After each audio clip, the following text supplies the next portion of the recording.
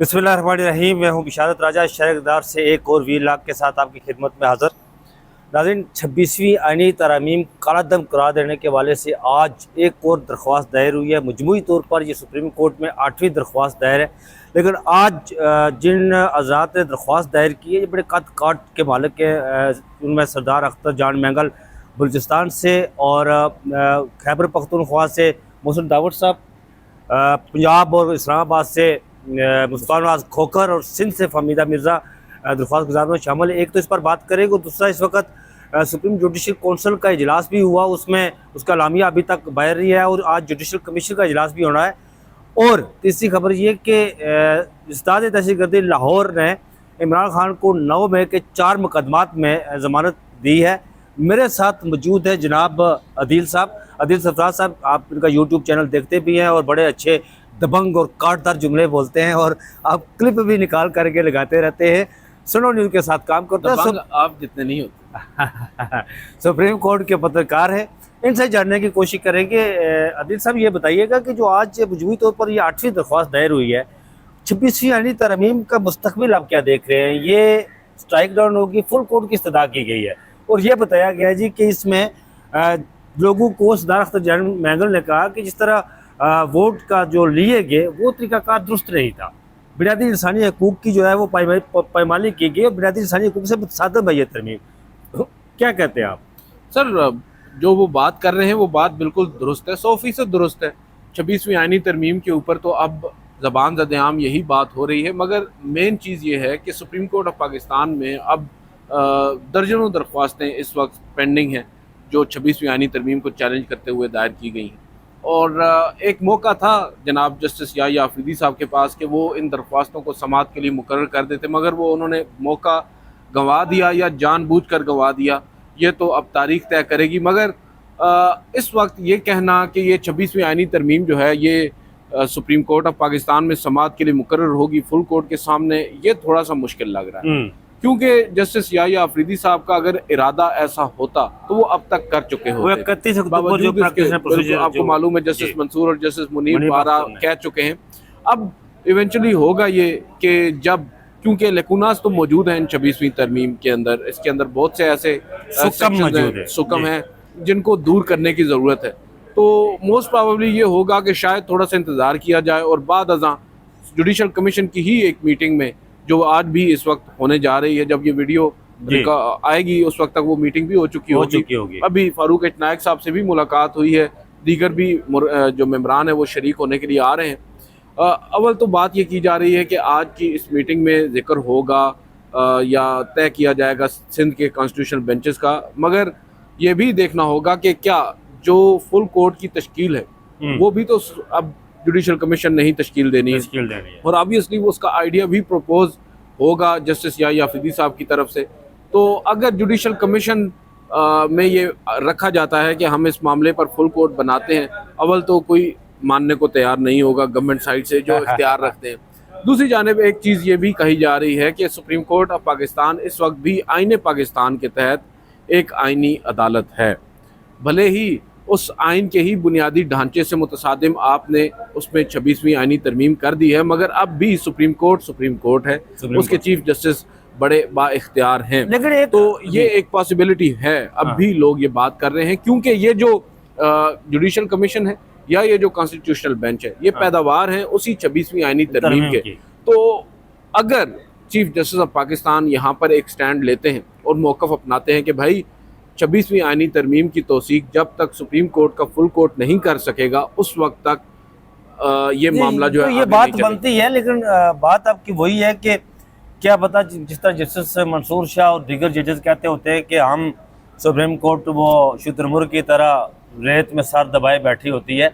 और ख़त भी मंसूर शाह ने लिखा था, जैसे मंसूर शाह ने जब साबिक़ चीफ जस्टिस काजी फाइसा साहब जब उनकी रुस्ती हुई थी। तो ये बताइए अदील साहब के जो प्रैक्टिस प्रोसीजर की जब यहाँ पर मैराथन लाइव ट्रांसमिशन हो रही थी, जब ये वो एक्ट आया था, तो उस वक्त जो सवालात बार बार जस्टिस मुनीब की तरफ से उठाए जा रहे थे, जस्टिस आयशा मलिक की तरफ से उठाए जा रहे थे, तो उस वक्त तो साबिक़ के अपने माजी के काजी फारिज ईसा साहब ये कहते थे कि जी देखिए हमने सुप्रीम कोर्ट में जमहूरियत लाई है, मैंने अपने अख्तियारात सुप्रीम कोर्ट में साथी ब्रदर जजेस में बांट दिए हैं, मैं बादशाह का कायल नहीं हूँ, मैं जमहूरियत को मानता हूँ। उस वक्त जो जस्टिस मुनीब ये कहते थे कि जी हम जो है अपना क्यों ये सुप्रीम कोर्ट ऑफ पाकिस्तान के ये supreme court of Pakistan rules बनाती है, हम क्यों पार्लियामेंट के दो दें। पार्लियामेंट कल जब ये ऐसा होगा कि सुप्रीम कोर्ट में फिर वो बेंच बनाएगी घुसकर, क्या समझते हैं कि वो बातें दुरुस्त साबित हुई उनकी जस्टिस आशिया मलिक की? बिल्कुल सर, 100% दुरुस्त। सिर्फ एक प्रैक्टिस एंड प्रोसीजर कानून में ही नहीं, हम अब देख रहे हैं जस्टिस मुनीब अख्तर की बहुत सी बातें जो है जो उस वक्त हमें भी कड़वी लगती थी लेकिन अब दुरुस्त साबित हो रही हैं। चाहे वो 63A की जजमेंट हो, चाहे वो प्रैक्टिस एंड प्रोसीजर कानून हो। उन्होंने एक जुमला बड़ा तारीखी कहा था कि एक फ्लड गेट खुल जाएगा। आप एग्जीक्यूटिव को एक मौका दे रहे हैं कि वो आपके मामलात में डायरेक्टली मुदाखलत करे और अब वो मुदाखलत कर रही है। और अब मैं आपको एक बात यहाँ पर कह सकता हूँ दावे के साथ कि उस वक्त प्रैक्टिस एंड प्रोसीजर कानून को सुप्रीम कोर्ट के 10 जजेस अगर उसकी तौसीक ना करते तो शायद आज ये 26वीं आईनी तरमीम का जवाज ही पैदा ना होता, ना ही 26वीं आईनी तरमीम और ना ही प्रैक्टिस एंड प्रोसीजर कानून को उसके बाद 2 दफ़ा फिर तब्दील कर दिया जाता अपने अपने मकासद हासिल करने के लिए। पहले जस्टिस मुनीब अख्तर को निकाल बाहर किया, जस्टिस याहिया अफरीदी। अब देखें ना सर, हालत ये हो चुकी है सुप्रीम कोर्ट ऑफ पाकिस्तान की, हम बात कर रहे हैं the apex court of the country, chief justice है उसके याहिया अफरीदी साहब, और ये वो चीफ जस्टिस हैं जिन्हें 2 सीनियर तरीन जजेस को सुपरसीड करके हुकूमत ने खुद चुनतखब किया है। अब सूरत हाल ये है एक मिनट ये बात याद रखना चुनतखब वाली। नाज़रीन, एक मैं आपको दिलचस्प बात बता दूं कि हमारे ये दिल भाई जो है ना बड़े बरमल जुमले बोलते हैं। इन्होंने एक DSP और SHO के हवाले से यहाँ पर एक बड़ा ज़बरदस्त फिक्रा चुस्त किया था। वो फिक्रा ये था, इन्होंने ये कहा था कि DSP एक थाने में होता है तो उसे हर बंदा सल्यूट करता है। मैं दाद देता हूँ आपके इस जुमले की, वो हर बंदा सल्यूट करता है लेकिन असल इख्तियारात का मालिक होता है SHO वहाँ का। इन्होंने कहा कि chief justice Yahya Afridi supreme court के DSP हैं, उन्हें हर बंदा आकर सल्यूट करता है और असल इख्तियार जो है वो जस्टिस अमीरुद्दीन के पास है जो SHO है सुप्रीम कोर्ट के। जी, चुनतखब वाली बात करें। अच्छा, अब जस्टिस याहिया अफरीदी साहब को हुकूमत ने अपनी मर्जी से यहाँ पर chief justice of Pakistan appoint कर दिया। अब हालत ये हो चुकी है, अफसोसनाक सूरत हाल पैदा हो चुकी है सुप्रीम कोर्ट ऑफ पाकिस्तान में। ये एक आइनी इदारा है जो आइन कहता है कि जो ट्राइकॉटमी ऑफ पावर है उसमें अदलिया का एक बड़ा अपना किरदार होता है। अब वो अदलिया इस कदर बेबस हो चुकी है हर मामले में कि अब हुकूमत जो है वो उसी अपने चुनतखब करदा चीफ जस्टिस ऑफ पाकिस्तान को इतना रिगार्ड नहीं दे रही कि उन्होंने आते सार जो सबसे पहला एक इंतज़ामी फैसला किया, प्रैक्टिस एंड प्रोसीजर आप कह सकते हैं कमेटी को असर-ए-नौ तश्कील देकर जस्टिस मंसूर और जस्टिस मुनीब अख्तर का ऑनर बहाल करके उन्हें दोबारा जब उन्होंने उस कमेटी में शामिल किया, हुकूमत से ये भी नहीं बर्दाश्त हुआ। हुकूमत ने उस कानून को भी उठा कर बाहर फेंक दिया है। जस्टिस अमीनुद्दीन खान को एक मरतबा फिर कमेटी का हिस्सा बना दिया है। और उसके बाद देखें जुडिशल कमीशन की मीटिंग में पहला इजलास होता है जुडिशल कमीशन का, चीफ जस्टिस साहब एक प्रपोजल रखते हैं, उस प्रपोजल को रद्दी की टोकरी में फेंक दिया जाता है। ये किया है जस्टिस याहिया अफरीदी साहब ने, ना सिर्फ अपने साथ बल्कि सुप्रीम कोर्ट ऑफ पाकिस्तान के साथ। सुप्रीम कोर्ट की अब कोई वक़्त नहीं रह गई। सीख की है कि साहब माजी के काजी की काजी फाइजा के मामलात की तौसीक की है। जैसे अमीनुद्दीन खान आपके तो फेवरेट हो सकते हैं, लोगों के फेवरेट हो सकते हैं, वो बड़े महबूब है आजकल, वो हर एक की ज़बान पर उनका बड़ा नाम है। अच्छा, सुप्रीम जुडिशल काउंसिल का इजलास था, इस पर थोड़ी सी बात करें कि उसमें क्या हुआ होगा। सुप्रीम जुडिशल अभी तक लामिया नहीं आया सर, हुआ क्या होना है, जो होना था वो कल हो गया। आपको मालूम ही है कल जब इंसदाद दहशतगर्दी के एडमिनिस्ट्रेटिव जजेस की मीटिंग थी, उस मीटिंग के दौरान ये बताया जा रहा है, ज़राए दावा कर रहे हैं कि जस्टिस याहिया अफरीदी साहब ने बड़े आप कह सकते हैं कि पुरतपाक किस्म के दावे के साथ ये कहा कि भाई मुझे यकीन दहानी करवा दी गई है, अब कोई मुदाखलत नहीं होगी। ये यकीन दहानी किसने करवाई ये नहीं बताया? नहीं, ये नहीं बताया। अच्छा, तो अब आपको मालूम है कहाँ से आई होगी यकीन दहानी? जाहिर बात है ब्रिज कोई और होगा, आई कहीं और से होगी।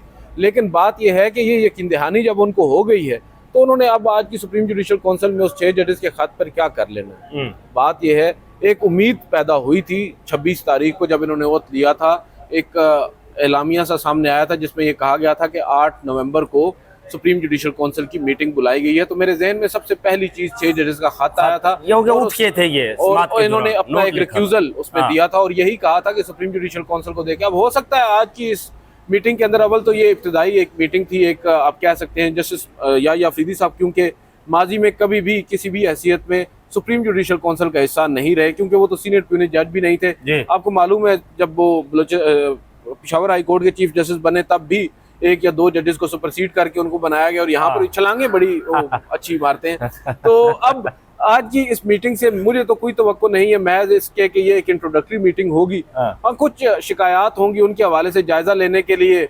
जस्टिस मुनीब या जस्टिस मंसूर को टास्क दिया जाएगा कि अपनी राय दी जाए, और उसके अलावा जो 6 जजेस का खत है उसके ऊपर कोड ऑफ कंडक्ट के हवाले से ज़्यादा से ज़्यादा ये कह दिया जाएगा कि जो कोड ऑफ कंडक्ट है वो वज़ा होना चाहिए, उस पर तजावीज़ ली जाएंगी।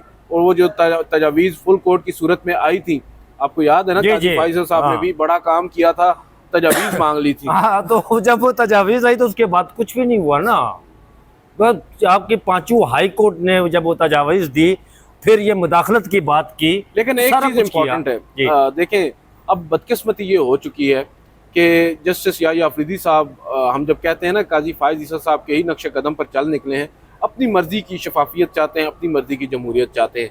जो 2 जजेस साहिबान ने प्रैक्टिस एंड प्रोसीजर कमेटी का इजलास बुलाकर एक फैसला किया, आपने उस फैसले को ऑनर नहीं किया। 31 अक्टूबर। अब आज की इस मीटिंग में अगर जस्टिस मंसूर अली शाह और जस्टिस मुनीब अख्तर और नहीं 6 जजेस के खत के ऊपर तो चले, वो करते हैं या नहीं करते। अगर इलेक्शन कमीशन ऑफ पाकिस्तान के हवाले से जो शिकायत आई हैं, जो अदालती फैसले पर अमल दरामद उन्होंने नहीं किया, उसके ऊपर वो क्या कहते हैं, और जो उनकी बातें होती हैं उनको इनकारपोरेट किया जाता है उस एलामिया में।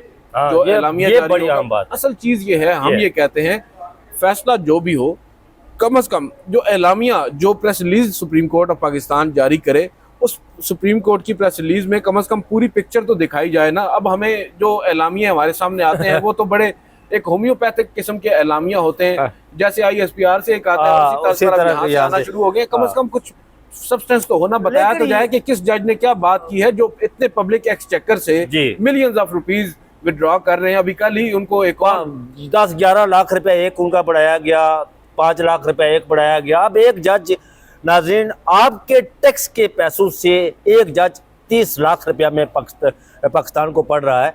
अच्छा, ये जजेस की जो सुप्रीम कोर्ट की जो बेतुकीरी है, इसकी बुनियाद अगर जस्टिस फायज ईसा ने रखी थी तो मौजूदा चीफ जस्टिस जो है याह्या अफरीदी, उससे ये आगे बढ़कर जो है ना वो उसको जारी रखे हुए हैं। ये थोड़ा सा आखिरी 2 मिनट के लिए आपका मैं लूँगा एनालिसिस इस पर। जो लाहौर इंसदाद दहशतगर्दी की अदालत ने इमरान खान की 9 मई के जो 4 केसेस थे उसमें जमानत दी है, अभी तक वो इंसदाद दहशतगर्दी इतना लेट, हालांकि आपका आइन कानून कहता है कि 2 माह में होना चाहिए, ये तो 400 दिन हो गए। सर देखें, अब कल याह्या अफरीदी साहब ने मीटिंग इसी सिलसिले से बुलाई थी और उसमें काफ़ी उन्होंने कुछ सर्जनिश भी की है और कुछ डायरेक्शंस भी दी हैं, देखते हैं उसमें क्या निकलता है। मगर जहाँ तक ताल्लुक़ है 9 मई का, तो बताया यही जा रहा है कि कल जब जस्टिस शहजाद मलिक साहब ने 9 मई के वाक़यात पर बात करना चाहिए तो जस्टिस याह्या अफरीदी साहब ने उन्हें रोक दिया कि वो मामला इस वक्त यहाँ पर मौजूद बहस नहीं है। तो फिर आप अंदाज़ा लगा लें कि हमारे यहाँ तरजीहात थोड़ा सा फ़र्क है, तरजीहात वो नहीं है जो होनी चाहिए। इस वक्त तरजीहात में मैं समझता हूँ कि पाकिस्तान के अंदर 9 मई तो चलें, अब थोड़ा सा पुराना किस्सा हो चुका है, गो के अभी भी बहुत से लोग हैं जो मुतासरीन में हैं, अब भी बहुत से लोग हैं जो पाबंद सरासर हैं।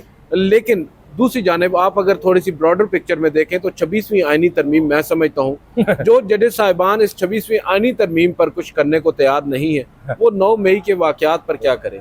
बहुत शुक्रिया आदिल सरफराज साहब। बड़ी ये आखिरी जुमला जो उन्होंने इसका सारा क्रक्स यही है कि जो जजेस साहिबान 26वीं आईनी तरमीम के वाले से कुछ करने के लिए तैयार नहीं है, वो 9 मई के लिए क्या करेंगे। मुझे दीजिए इजाज़त, अपना बहुत सारा ख्याल रखिएगा, मिलते हैं अगले वीडियो में। अल्लाह हाफिज़।